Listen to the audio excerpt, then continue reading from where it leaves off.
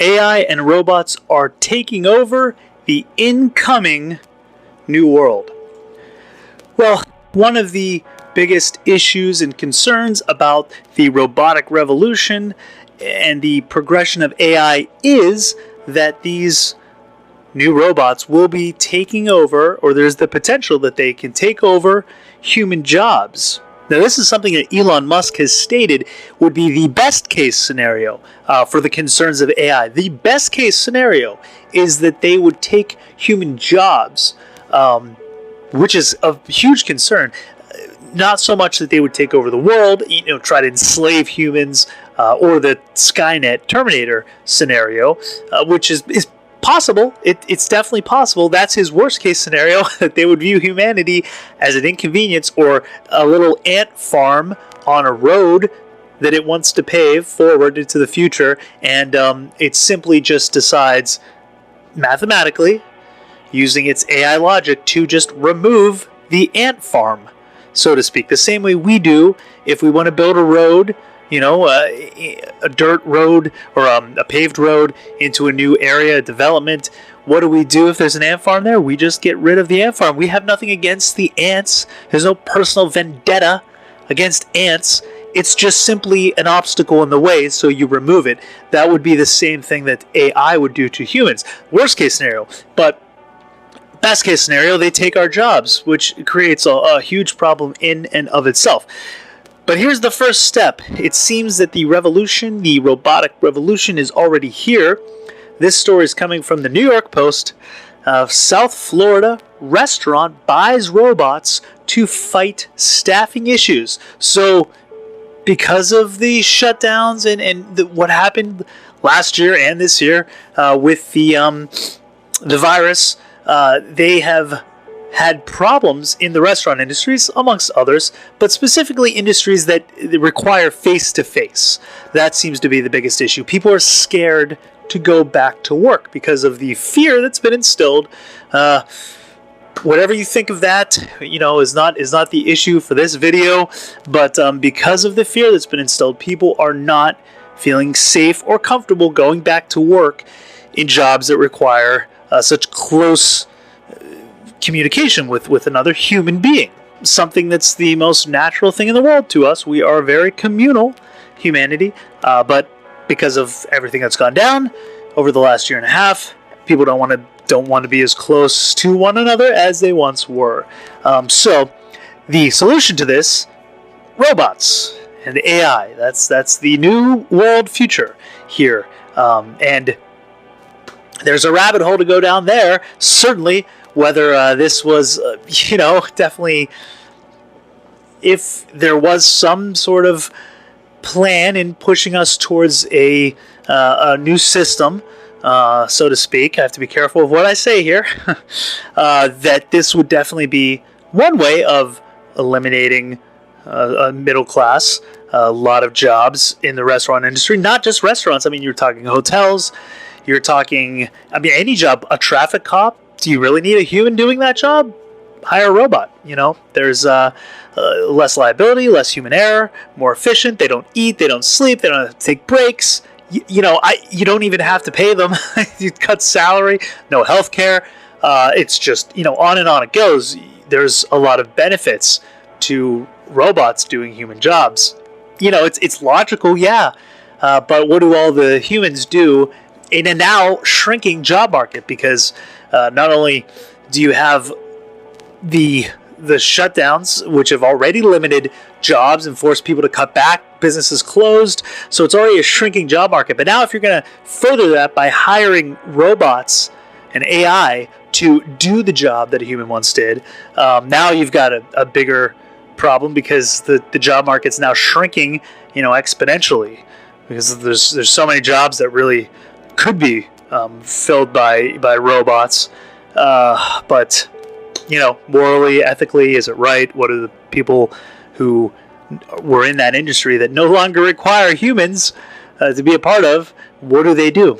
What are the jobs for them? Are they just going to have to rely on some sort of government check every month? Here is your take for the month, and be happy and live off this. And what, you don't have another choice, do you? Because they've replaced your job now.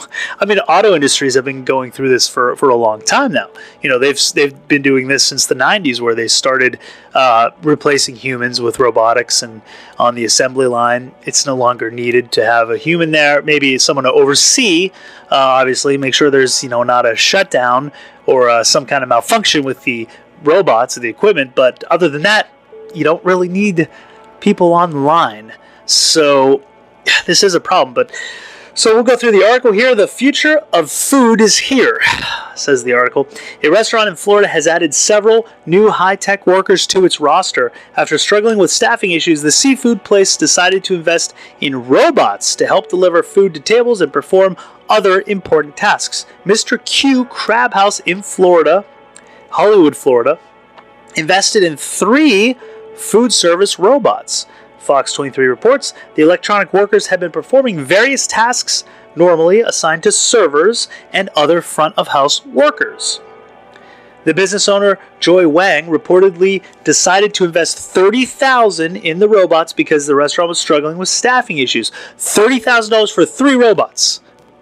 That's 1 or 2, depending on if it's full-time, that's, a couple salaries there, possibly. 1 salary, maybe a full-time worker might get that hourly, and I guess you're not including tips into that because servers work on tips, but certainly hourly, that's a couple servers. And you're saving on healthcare if they offer healthcare. If they're full-time, possibly they have the opportunity for healthcare if they're working 30 to 40 hours a week. You save on that. This is a one-time fee that they're paying. Certainly any liability, workers' comp, no issue there. Sick, calling in sick, not having staffing issues, no problem. Robots don't get sick. So unless it's a virus, computer virus, boy, how ironic would that be? But otherwise, I can see the benefit. I'm not saying I don't see the benefit here. It is enticing, but that's the issue. That's the worry of the future that we're entering into here. From a restaurant point of view, it does sort of make sense to do this. Unfortunately, it's at the sacrifice of your human workforce, the labor force. According to the news outlets, the robots are being used to greet customers, so the host and hostesses, help them to their seats, and will even run food to tables. So you've got food runners and hosts right now that they're taking the positions of.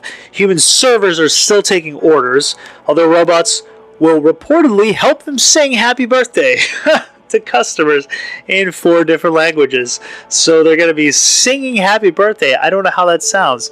You could ask Siri to sing for you. It's not going to sound that great.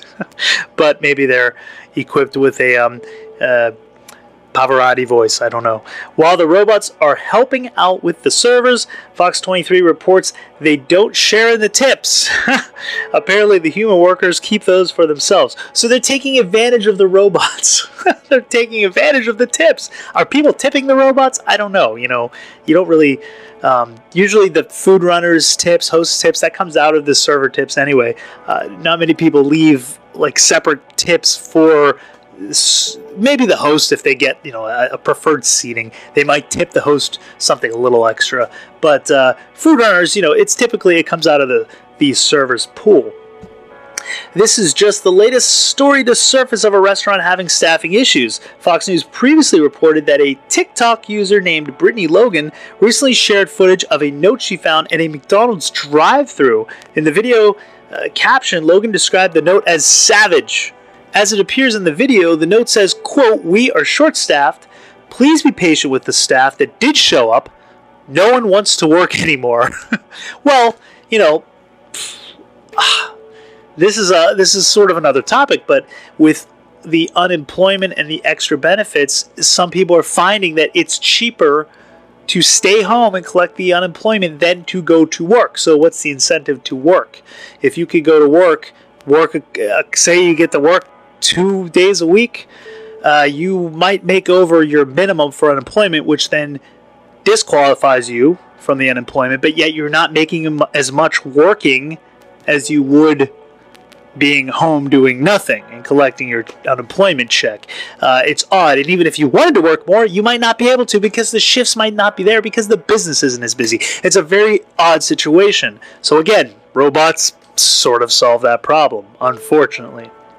The message appears to be referencing issues that restaurants have been having with staffing. In the video's comments, several TikTok users complained that due to fear of the pandemic and the expanded unemployment benefits, it's apparently been hard to get restaurants fully staffed. Several workers in the food industry chimed in, with one saying, quote, "It's sad because it's true. We've been trying to hire people at our restaurant and no one wants to work." So that's the story here. We are entering into a new future where robots are probably going to be taking more and more of a featured role in the jobs that were once occupied by humans, and I don't know what the humans are going to do. Where are they going to find work in the future? There are certainly several jobs that still need the human interaction, but as quick as AI is developing, and we know from what Elon Musk has said, it's developing at just lightning fast pace, way beyond probably what we really want to admit. It's probably much faster, and it's going to be here much quicker than we think. And it's already starting here, and it's kind of the perfect storm with what happened last year and continues on through this year. It sort of is the perfect storm to have AI and robots they're just there, ready to go, on the side of the stage, waiting to enter in and shine in the spotlight. So let me know what you think. Are there other industries that you have thought of that could potentially be replaced by AI and robots? Let me know in the comments down below. Do give this video a thumbs up and share it out. Help the channel grow. I'm going to be starting a membership now that I have my 1,000 subscribers and I'm monetized. I will be starting a membership for the channel where I'll start doing certain special benefits for members and things like that, and you can join that. So be looking for that in the coming week. I do appreciate everyone's support. Thank you guys so much. Tune in on Sunday night, 6 o'clock Pacific Standard Time every Sunday. This Sunday we are going to be having a new guest who has not only UFO but also a haunted house experience. He's seen a UFO, has a sighting of his own to share, and he's also lived in a haunted I think it was a haunted apartment, he said, for 4 months or something. So he's got 2 stories to tell. It's going to be very interesting to hear. So that's this Sunday, 6 o'clock Pacific Standard Time. So make sure you are there for that. And I do thank you for watching.